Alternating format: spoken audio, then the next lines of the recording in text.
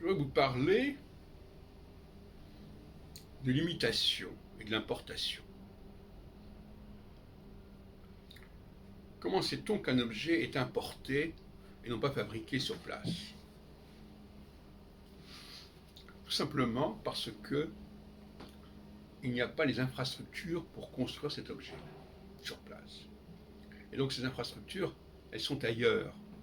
Et donc si elles sont ailleurs, ça veut dire qu'il y a eu une importation ou un emprunt. C'est un test extrêmement intéressant.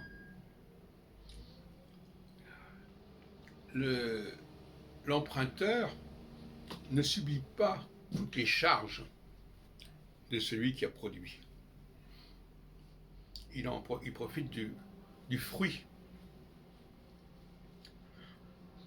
Le fruit, ça me fait penser au jardin d'Éden.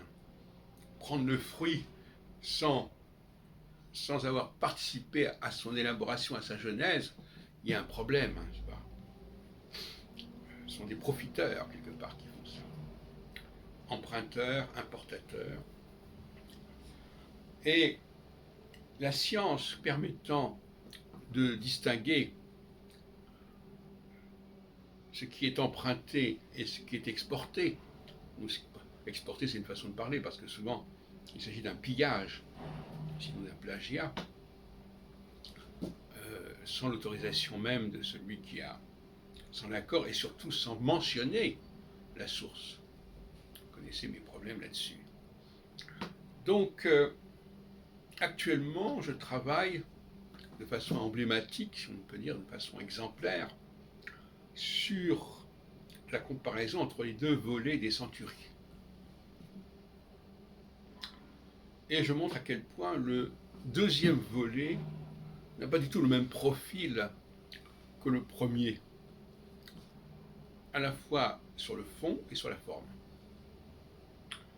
Et ma conclusion, c'est que le second volet, c'est-à-dire les centuries 8, 9 et 10, ont été fabriqués sur le modèle du premier volet, pour imiter le premier volet.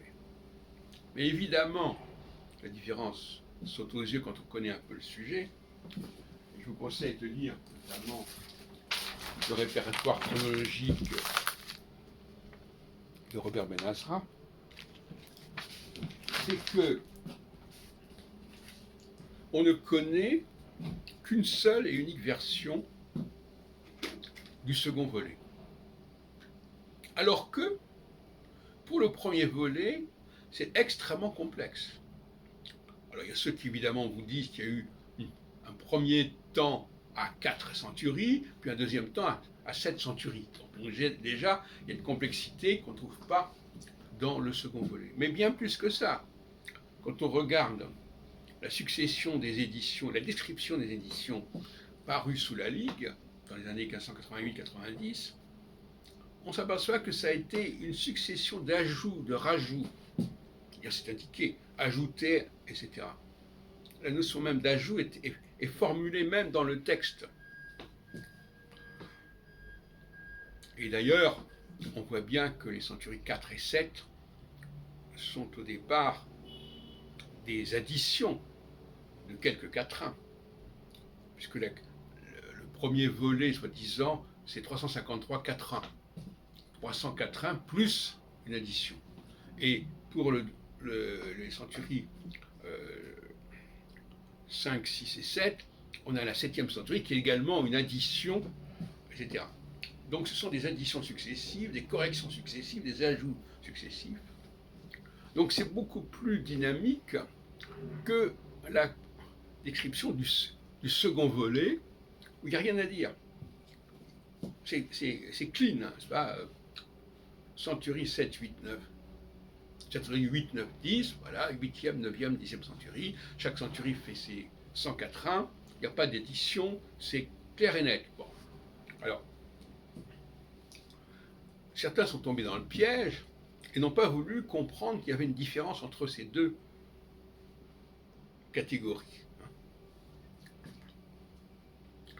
Moi, ma thèse que je soutiens, c'est que le premier volet est l'œuvre des gens qui sont favorables à la Ligue, qui sont hostiles à l'arrivée, à l'avènement d'un réformé Henri de Navarre, qui devrait succéder après la mort de Henri III en 89, mais enfin c'était déjà prévu bien avant, puisqu'il n'y avait pas d'héritier autre, vu la mort du duc d'Alençon, le dernier frère, en 1584.